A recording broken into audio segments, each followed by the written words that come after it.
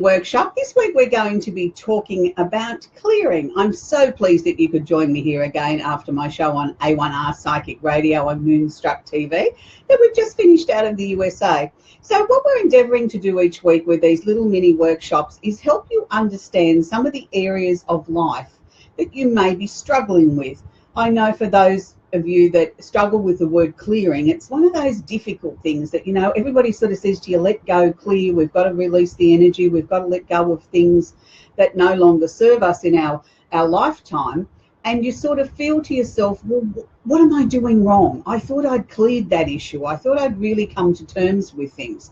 So I'd like to welcome everybody that's now joining us here on our live broadcast here on Facebook. My name's Amanda Hall Psychic. For those of you that don't know me, I've been in the psychic industry here in Australia over 40 years. I've been inducted into the Psychic Hall of Fame, and recently I was voted Australian Psychic of the Year again by the public for the 4th year in a row. So I come with a few credentials.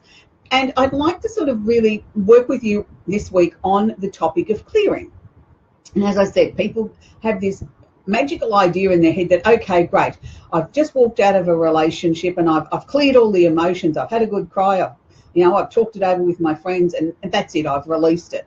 And then all of a sudden, the emotions or the anger, the frustration, the thoughts, the could have beens, the should have beens, what happened, what didn't happen, all comes tumbling back into your mind, and you sort of feel like you're back at the same place again, as if the situation has only just happened. And you think to yourself, well, I thought I'd cleared that. I thought I had released that. Why is it coming back towards me again? Well, a number of reasons. We are human. And we only deal with or release what is in the conscious part of our mind at that time. A lot of things that we have happen in our lives, good, bad, or indifferent, we bury deep in the subconscious. And the subconscious is like a babysitter. It mines all these emotions, all these thought patterns, all the triggers, all the patterning, all of it, and sort of locks it away in a nice little box till is needed. And then all of a sudden something triggers that reason for those thoughts to be sort of start to be unlocked, and we might get the next layer that's released. And we think, well, why now? It's years or it's a long time after the event. Why am I having these thoughts? Why are these things coming back into my head? Why am I feeling the emotion of the rawness of it just happening? Well, it's because we've just had that release. And it's then, what do we do with that? Well, some people sort of say, oh, well, just push it to one side and pretend it's not happening. Well, that's not a good thing, because if we do that, all we're doing is repackaging it and reburying it for it to come up again. And the problem with that is we lock it into the physical part of our body as well as the vault of the subconscious, and we start to lock it away in areas that start to create issues or problems or create health issues for us, which we don't need to hang on to. So if I can give you a little example of why we need to do a clearing and how we go about it and why it's so important. For many of us, we've had tragedy in our lives where we've lost someone that was very special to you.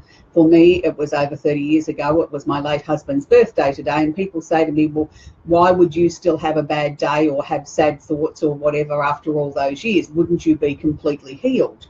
The answer is I don't believe we're ever completely healed from losing somebody like that. And as I said, it's well over 30 years for me. And what I've been doing to help myself with this, in light of the fact that we had the full moon last weekend in Virgo, which for most of us brought up emotional issues that we thought we'd well and truly cleared, and all of a sudden they came to the surface, and it was like three baskets keeping going and maybe. And it was like we had to be very analytical and look at that and try and release those emotions.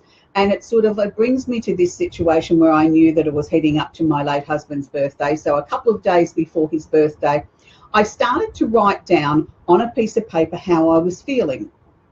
And why did I think I was feeling this way? Even though the majority of the sadness and the disappointment and all those sort of things have gone. And yes, I've moved on with my life and my children are grown and all those sort of things. And, we've had an amazing life. We would have had a better life or maybe a different life if he'd been with us for all those years. But it was what it was. So it helped me understand that no matter how many years go by, we still have a little bit somewhere we keep in reserve. We keep it hidden away in the vault of the subconscious that slowly gets released. And there's different times when you can be watching something on the television or on social media, or a particular song comes on you know, and you hear that and it takes you back to a time and place, and it takes you back to those emotions, whether they're positive or negative, but it takes you back to that time. And that's why music is such a healing tool. I believe that, you know, without music in our lives, I think it's a very boring sort of place. And I know that music has got me through some very difficult emotional times in my life, and it's been there when I've needed to celebrate things. So what I would do in this instance, as I spoke to you for the last couple of days, I would have burnt my my clearing candle for a couple of hours. I'd written down what I wanted to clear out of my life, which in this time it was to do with my residue emotions connected with my late husband. And it was also sort of, in a sense, having a little chat with him about headlines of things that have happened in the last 12 months in my life and how I wished he'd been here to see it. And I know that he can see and is sharing all this with me from the other side. But it's always nice, I think, as humans to sort of acknowledge that we're writing it down, that we're releasing it on a physical sort of level in a way that we're voicing it and we're writing it down and we're sending it out to the universe in that sort of way. So I'd been working with that for about 2 hours a day. If I'd been going somewhere else where I was going away, I would have taken my travel kit with me, my travel candles. So, you know, we've got beautiful soy candles to work with. But going back to the topic of the workshop is clearing. Now, clearing is one of those things that is a very, very, as I said, a very difficult subject for all of us to get our head around, because we don't like to feel and own our emotions. If we were meant to walk around positive every single day of our lives, we would not have sadness, we would not have tears, we would not have frustration, we would not have anger, we would not have disappointment. So we have to learn to embrace all of those emotions and own them and allow ourselves to own them. We don't always have to walk around feeling positive. We can turn around and say, I'm having a bad day, and I'm allowed to have a bad day. I'm allowed to be sad. I'm allowed to have tears rolling down my face or wanting to watch a sad movie and make myself cry so that I can release the emotions. That's another form of clearing. And I think as a society, we tend to sort of think that we've always got to have this stiff upper lip, and we don't necessarily show emotions in public, or we don't let anybody else see our vulnerable side. And we see that as a sign of strength. And I don't think that's necessarily a sign of strength. In my opinion, that's a sign of weakness. Because if we're deluding ourselves and hiding our emotions from ourselves, and first and foremost ourselves, and then we're hiding it from the people that are closest to us, how can the clearing or the healing begin? Because all as we've done is we've locked it in a box, we've put a padlock on it and put it away. We haven't dealt with it in any way. So this is quite often why you find people end up with very, very serious illnesses, is my belief, that when they've locked away emotions and issues and situations or things that have happened in their life and never found a positive release or a positive clearing or releasing of this emotion, that it starts to turn inward on the body and starts to give them illnesses or aches and pains or mobility issues or whatever. I mean, this is not an excuse not to go to a doctor and to have a proper medical and to look after yourself. It's just another way of looking at things have to work hand in hand. Yes, we need to have medical attention. There's no reason why we would never go that way.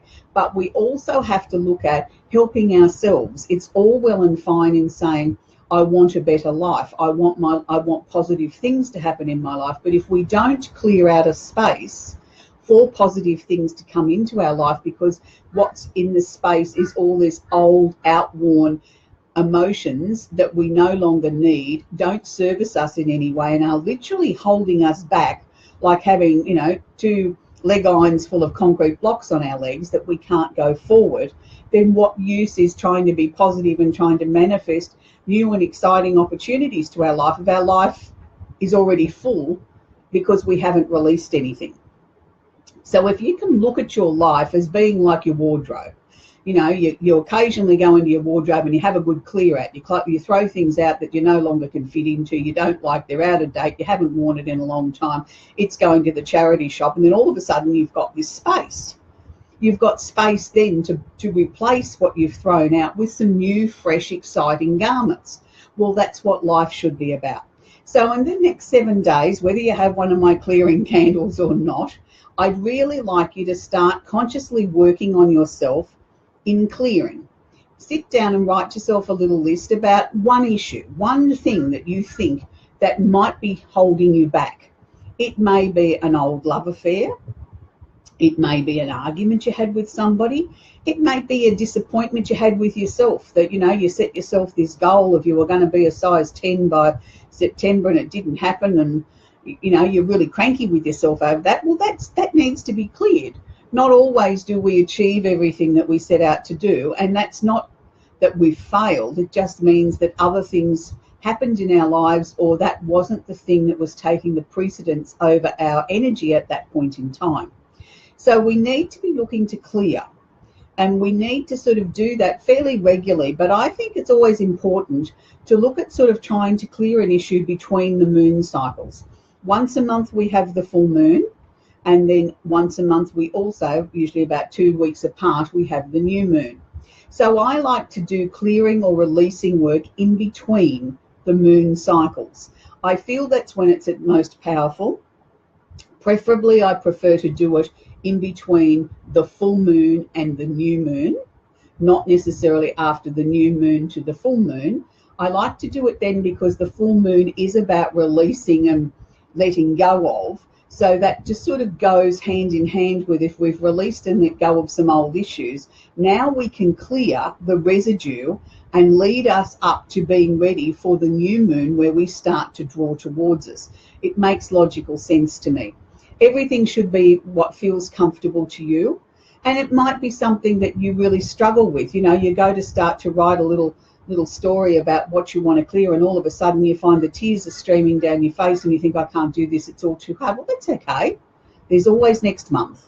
And I just sort of feel if you try and do it for 3 or 4 or 5 days in that cycle after the full moon, if you leave it for 2 days after the full moon's finished, and then sort of maybe work on yourself for between 2 to 5 days after that, I feel is the best time. But be aware that it comes in layers. Just because it's too hard this time, come back tomorrow and try again, and then the next day. And you'll release a little bit more, and we'll clear a little bit more, and it will become easier. There's no race to the finish line. We don't do it all in one go. We need to just be looking at trying to make our world the best that it can be for us. Because when we're no longer carrying this baggage, this emotional baggage, and we've cleared it out of our soul, we start to feel lighter, we start to feel more motivated, we start to feel happier. We start to feel as if we can see positive things coming towards us, even if our life isn't moving in the direction we had hoped, but we can start to see some freshness and some new ideas.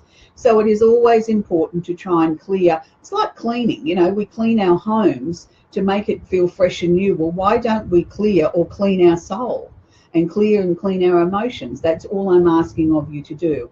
So I hope you're enjoying these little mini workshops I'm bringing to you each Wednesday afternoon after my show on A1R Psychic Radio out of the US of A. They are free, and I've decided from here on in we're going to bring in, for those of you that may be interested in purchasing one of our beautiful soy candles, if you want to sort of work with what we're going to be working with on the show, or you want to continue to work with it afterwards, I've decided to have a code word for you at the coupon box at the checkout on my website, and it will be Facebook in capital letters, and you will receive a discount there on all the candles, all our services, readings, astrology charts, products, everything there will have a discount, but it's Facebook in capital letters. I really would like to thank you for joining us. I know it's sort of sometimes a little bit difficult to sort of confront issues like clearing, because we don't really want to admit to ourselves that, hey, maybe I've got a problem. Everybody else has the problem, but not me. So, if you can just sort of admit to yourself that we all have baggage, we all have emotional things that we've put away for wrong, we've locked up in the vault of the subconscious that we're going to get to one day. And, it's not an easy thing, and that we are human, and we are the only ones that can clear our soul. And for those of you that might be interested in something else, I've been working with a practitioner called Kay Hinwood over the last couple of months, and we've been doing soul regressions. Kay's been studying to be a soul regressionist, and I can assure you, where I thought I had done a lot of clearing and a lot of work on myself, well, boy, oh boy, some of the things that have come up in these regressions have been absolutely mind-blowing for me, going back over many, many, many past lives. And I can assure you, with the work of that and then working with my healing candle, and my clearing candles, I've felt so much better. That it's been sort of like you don't realize how bogged down your soul can get, and it's sometimes the residue that's left over from many past lives. And you know, I've worked in astrology for over 30 years, and I've been in the psychic industry over 40 years, and I thought that I pretty much had done the work on myself. I do practice what I preach. I don't suggest somebody to do something that I wouldn't do myself or haven't done myself or don't feel that it works. And I do work a lot with karma and helping people understand what their karmic lessons are and why they're in toxic relationships and why do you keep repeating this pattern. And it was interesting for me that all the way through the regressions that we've done, and we've done a few different ones, that each time there were certain patterns that were coming to the surface, that it was like it was obvious it's been there in my soul since my soul incarnated for the very first time. So I'm trying to share with you, it doesn't matter how evolved we are as people, we still might need to do more work. We still need to release, we still need to clear, we still need to be aware of that there may be some other layers hidden underneath. So I'd like to sort of invite you to sort of check out Kay Hinwood's page and, you know, make contact with her if you're looking to have a past life regression, because it certainly has been amazing for me. So on next week, we're going to be talking about, what did I decide we were doing next week? Oh, of course, we're going to be doing the new moon in Pisces next week. That's what our mini workshop will be on next week, because we've got the new moon coming up. So if you've got any other things that you would like me to discuss or topics that you would like me to bring onto the mini workshop besides what we're doing in the workshop, please feel free to personal message me here on Facebook, and I will endeavour to sort of incorporate that into one of the shows. This is about trying to help you understand and educate and share with you some of my knowledge that I've amassed over the years. I always teach everybody, if it feels right for you, then it's right. If it doesn't feel right, then let it go, because obviously it's not meant for you. I do a show, as I said, at half an hour before this on A1R Psychic Radio on Moonstruck TV out of the US of A, where we do, on that show, we do free readings. We do 2 free readings for our viewers around the world. So I don't do free readings on this particular little mini workshop. This is more about talking to you and helping you understand different topics in the psychic area. It's not about free readings. But as I said, before we wrap up, if you want to get a reading, head to my Facebook page, Amanda Hall Psychic. That will take you through to, you'll see a little button on the side that says book now, and that will take you through to the website. You can, if you put Facebook in capitals, all capital letters, into the coupon code at the checkout, you will get a discount for supporting me here on the show. So I'd like to take the opportunity to thank you again for watching my mini workshop. Next week, as I said, we'll be talking about the new moon in Pisces, so let's get ready for some new stuff happening. I hope you've enjoyed my little presentation. Bye for now and have a great week. Bye for now.